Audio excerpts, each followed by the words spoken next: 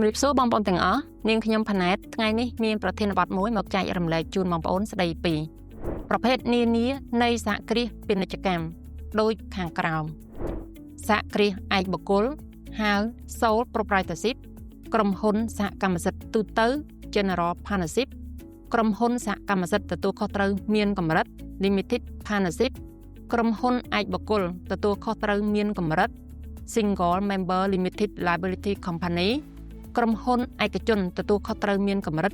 Private Limited Liability Company LLC ឬ Co-Ltd និងក្រុមហ៊ុនមហាជនទទួលខុសត្រូវមានកម្រិត Public Limited Company PLC ព័ត៌មានលម្អិតបងប្អូនអញ្ជើញមកក្រុមហ៊ុន Dynamic Accounting Service ហៅកាត់ DS ឬជួយចុច like ឬ comment នៅខាងក្រោមសូមអរគុណ